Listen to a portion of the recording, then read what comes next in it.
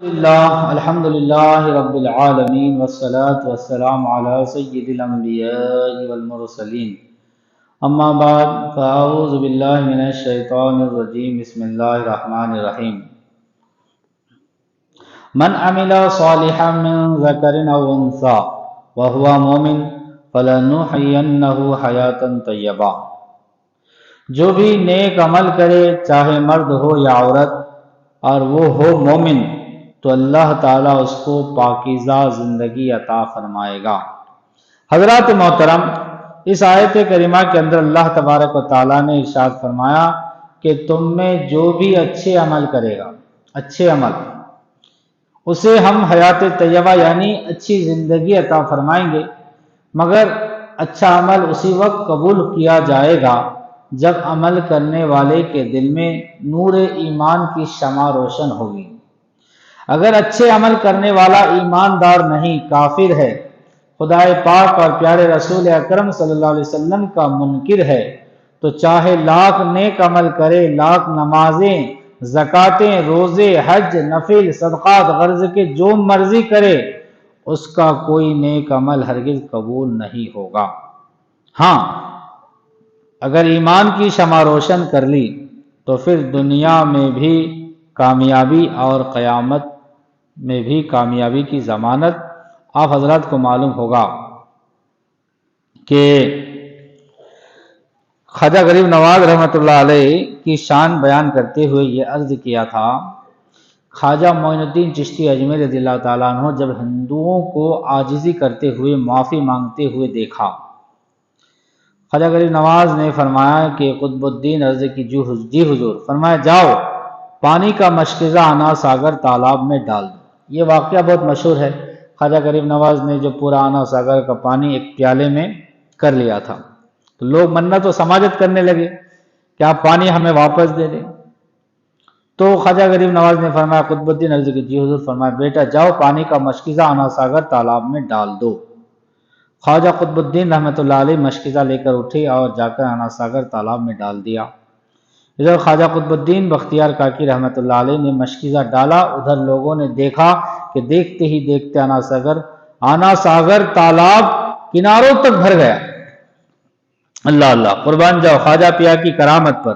حضرات محترم، خواجہ معین الدین چشتی اجمیری رضی اللہ تعالیٰ عنہ کی اس کرامت سے 32,000 ہندو کلمہ پڑھ کر مسلمان ہو گئے۔ کتنے ہزار؟ 32,000۔ سبحان اللہ۔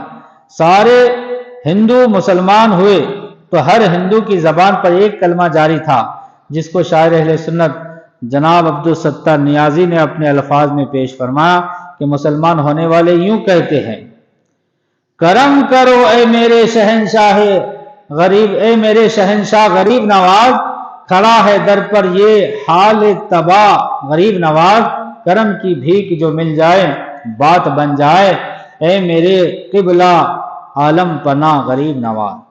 تو دوستو، یہ ہمارے خواجہ غریب نواز کی تبلیغ تھی۔ اللہ اکبر۔ سامعین کرام، ہندوؤں نے بھی یہ بات اپنی کتابوں میں لکھی اور لکھنے پر مجبور ہو گئے کہ خواجہ معین الدین چشتی اجمیری رضی اللہ تعالیٰ عنہ کی یہ کرامت دیکھ کر ہزاروں کی تعداد میں ہندو مسلمان ہو گئے۔ حضرات محترم، یہ تبلیغ جس طرح میرے پیارے خواجہ معین الدین چشتی اجمیری رضی اللہ تعالیٰ عنہ نے فرمائی، اسی کو تبلیغ دین کہتے ہیں۔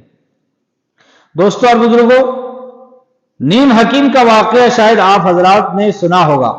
سنا ہے تو ٹھیک ہے، نہیں سنا ہے تو سنو۔ ایک مرتبہ ایک دیہات میں ایک اونٹ ایک درخت کی شاخ کھا رہا تھا۔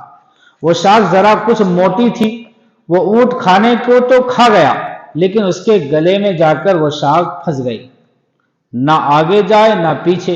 اونٹ کا مالک بڑا پریشان، اونٹ نے کھانا پینا چھوڑ دیا۔ اونٹ کے مالک کو کسی نے بتایا کہ فلاں علاقے میں ایک بہت بڑا حاذق طبیب یعنی سمجھدار ماہر حیوانات حکیم رہتا ہے، اس کو بتا۔ وہ اونٹ کا مالک اس حاذق حکیم کے پاس گیا۔ حکیم صاحب نے کہا چلو۔ حکیم صاحب اس کے اونٹ کے پاس پہنچے، اونٹ کو دیکھا تو مالک کو کہنے لگے کہ ایک ہتھوڑا لاؤ، لوہے کا لے آؤ۔ चुनांचे हथौड़ा आ गया। हकीम साहब ने ऊंट को लिटा दिया और लिटा कर गले के ऊपर एक हथौड़ा ऐसा मारा कि जो शाख हलक में फंसी हुई थी टूट फूट कर अंदर हलक से चली गई। ऊंट खड़ा हो गया और ऊंट बिल्कुल सही हो गया और खाने पीने लगा। हकीम साहब के साथ एक शागिर्द भी था। शागिर्द समझते ना, सीखने वाला स्टूडेंट, जो अभी नया नया हिकमत सीखने को आया था। आधी हिकमत सीखी थी और आधी बाकी रह गई थी, यानी नीम हकीम बना था। क्या बना था? नीम हकीम। नीम हकीम समझते जो आधी सीखी अभी आधी ना सीखी। जब वो शागिर्द नीम हकीम साहब ने अपने उस्ताद को ऊंट का इलाज यूं करते हुए देखा तो हैरान रह गया और दिल में ही कहने लगा, उस्ताद साहब ने बड़ा अच्छा तरीका बताया है, देखो एक हथौड़े ने काम कर दिया। हकीम साहब और नीम हकीम साहब घर पहुंचे तो नीम हकीम साहब को छुट्टी मिल गई, तो वह अपने घर पहुंचे तो क्या देखा कि उसकी बूढ़ी माँ के हलक में बहुत बड़ा फोड़ा फुंसी निकली हुई है और वो चारपाई पर लेटी हुई है और चीख चीख कर लोगों को पुकार रही है। नीम हकीम साहब ने घर वालों से पूछा कि अम्मा बूढ़ी को क्या हुआ? तो घर वालों ने बताया कि अम्मा बूढ़ी को हलक में एक बहुत बड़ा फोड़ा फुंसी निकली है जिससे दर्द है और चीख रही है और सारा गला सूजा हुआ है जिससे खाना पीना बंद है। नीम हकीम साहब बोले, घबराओ नहीं, एक अदद हथौड़ा लाओ। घर वाले हथौड़ा ढूंढने लगे, हथौड़ा नहीं मिला, लेकिन नमक मिर्ची वाला डंडा यानी सोंटा मिल गया। वही डंडा नीम हकीम साहब जल्दी जल्दी उठाकर लाए और माँ को लिटाकर हलक पर तान कर एक ऐसा डंडा मारा कि फोड़ा तो टूट गया और इधर दर्द से माँ बिल बिलाती और तड़पती अल्लाह को प्यारी हो गई। देखो, 1 मिनट में ऐसा इलाज किया कि ना मर्ज रहा ना मरीज। उसी दिन से ये कहावत मशहूर हो गई कि नीम हकीम खतराए जान। नीम हकीम खतराए जान, यानी आधा हकीम जान के लिए खतरा होता है। ये थे नीम हकीम। अब आइए नीम मुल्ला का भी वाकया सुनिए। प्यारे इस्लामी भाइयों, बुखारी शरीफ, मिशकात शरीफ, मुस्लिम शरीफ में एक हदीस है। इसको अगर मैं पढ़ के सुनाऊंगा तो बहुत ज्यादा वक्त लगेगा, मेरी जबानी सुनिए। कि एक गांव में एक 99 आदमी का कातिल था। कितने? 99 आदमियों को जो नाहक कत्ल किया था। तो उसके दिल में ख्याल आया कि मैं इतने गुनहगार हूं, मेरी तौबा कबूल होगी कि नहीं। तो इस मसले को पूछने के लिए वो इत्तेफाक से एक नीम मुल्ला के पास पहुंचा। किसके पास पहुंचा? नीम मुल्ला। और नीम मुल्ला जो आधा इल्म सीखे आधा ना सीखे, नीम हकीम क्या जो आधी हिकमत सीखे आधी ना सीखे। अब ये इत्तेफाक से नीम मुल्ला था, जाके पूछा, भाई मैं तो 99 आदमियों को कत्ल किया, लेकिन मैं अब चाहता हूं कि तौबा करूं। तो क्योंकि वो बेचारा नीम मुल्ला आधा पढ़ा था, उसको आधी मालूमात थी, तो उसने कहा, इतना बड़ा गुनहगार, हाँ, 99 आदमियों को कत्ल किया और अब चाहता है कि तू तौबा करे, जा, तुझे अल्लाह माफ नहीं करेगा। भाई ऐसे ही होते हैं ना, जो सुन सुन के थोड़ा इल्म आ जाता, थोड़ा किताबों को पढ़कर जरा इल्म आता, उसकी गहराई मालूम नहीं होती तो उसको जाहिर ही दिखता है, लेकिन उसको अल्लाह की हिकमत और अल्लाह के करम के बारे में मालूम नहीं होता। तो उसने फतवा दे दिया, जा, तेरी तौबा तो अल्लाह कबूल नहीं करेगा। अब वो बेचारे जो 99 आदमियों का कातिल था, उसने कहा, जब मेरी तौबा ही नहीं कबूल होगा तो 100 के अदद में एक अदद का जोड़ क्यों कम हो। तलवार उसके गर्दन में लटक रही थी, तलवार निकाला और उस नीम मुल्ला के गर्दन को उड़ा दिया। अब ये 100 आदमियों का कातिल हो गया। अब फिर जमाना गुजरता रहा, बहुत दिन के बाद फिर अपने गुनाहों को याद करके रोने लगा। दिल में ख्याल आया, फिर उस फतवा को पूछने के लिए, मसला को पूछने के लिए घर से निकला कि पूछे तो सही, मैं तो इतना बड़ा कातिल हूं 100 आदमियों का, अब भी मेरी तौबा कबूल होगी कि नहीं।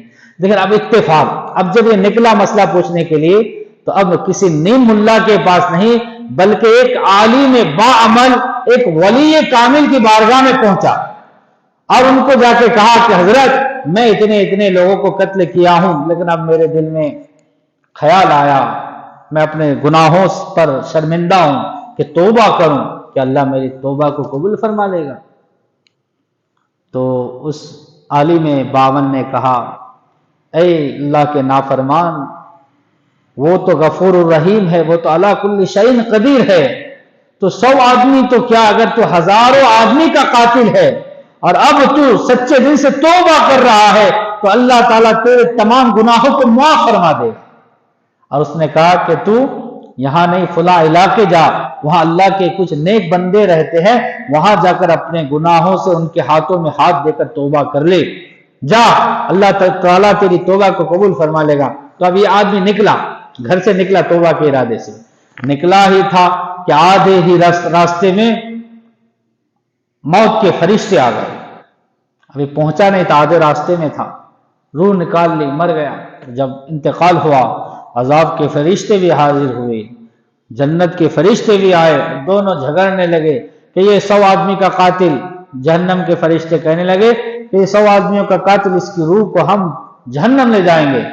جنت کے فرشتوں نے کہا، رحمت کے فرشتوں نے، اگرچہ یہ 100 آدمیوں کا قاتل تھا لیکن یہ توبہ کے ارادے سے اللہ والوں کے شہر کی طرف نکلا تھا، اس لیے اس کی روح کو ہم لے جائیں گے۔ جب دونوں فرشتوں کے درمیان یہ جھگڑا ہوا، مباحثہ ہوا، تو اللہ نے حکم دیا کہ جہاں سے نکلا تھا اور جدھر جانے کا ارادہ کیا تھا، دونوں طرف کی زمین کو ناپ لو، جس طرف یہ قریب ہوگا، یعنی جس شہر سے قریب ہوگا وہاں کے، مطلب اگر یہ نیکوکار یعنی اللہ والوں کے بستی سے قریب ہے تو جنت کے فرشتے لے جائیں، اگر یہ اپنے گھر سے قریب ہے تو دوزخ کے فرشتے لے جائیں۔